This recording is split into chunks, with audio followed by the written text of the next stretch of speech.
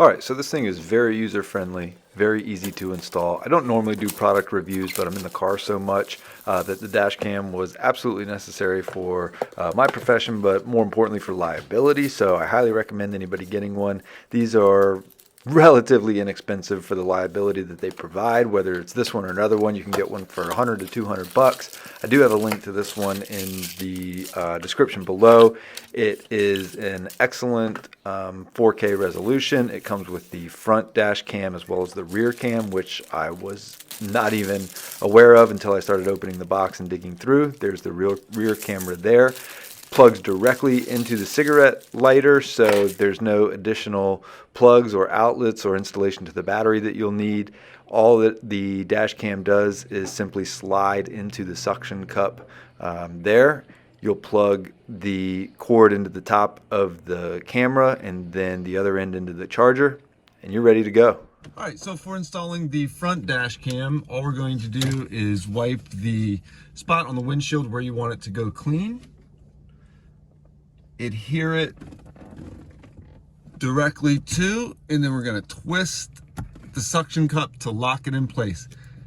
It maneuvers like this, so once we get it turned on, we'll be able to adjust it exactly how we want it. I'm not going to worry about hiding the cords right now. I'm just going to plug it in and make sure that it works and everything looks good. For the rear camera, it's a little bit different of an installation process. They send you this clear tab that they want you to stick directly on the windshield before putting the camera on, so we'll do that now. So we just peel that off. It's got a sticky part here.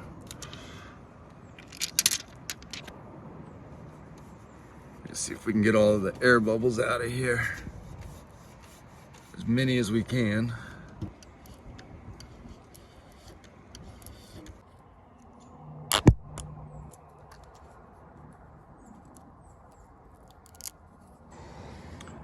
Take this.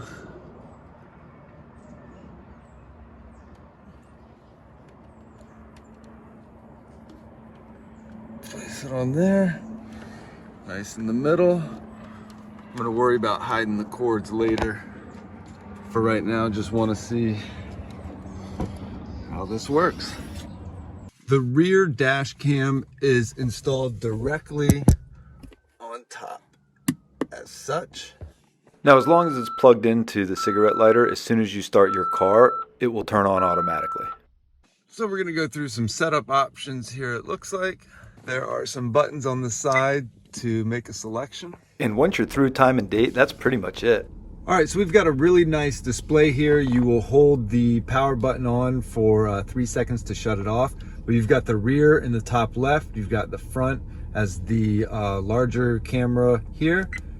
Pushing it will change your options, so that flips it. This is now the front, the larger one is the back, and I can do each one individually. So that's the front, the back, directional, and you can have it off completely if it's too distracting. Get back here to the screen. On the other side here is where you will choose your menu options. So you can see the little squares right here. We push this middle button, we can go to our videos. If we want to play it back, we can select here. We can select photos. I haven't messed around with the urgent too much, but we'll see what that is. You can do a rear video or front video. Just for purposes here, we can go to the rear. Let's find a driving one, so I can show you what the cameras look like while driving. This is the rear view. Very wide, very clear. The 4K resolution is excellent. Other the back, I believe, may be 1080p. Go to the front, and let's go scroll up to drive. And this is 4K. Also, again, very wide angle. I can see the whole road. Just an excellent crystal clear picture. Again, I will be hiding these cords, so we'll get these out of here. Very easy installation, very happy with it, very easy to use. Going back again, we can get to the settings where we can change anything that we'd like, GPS, speed, how long the camera's looping for, etc. This is our back button here. So we can take it all the way back to the video. And that's it so far. Very happy, very pleased with it. And yeah, highly recommended.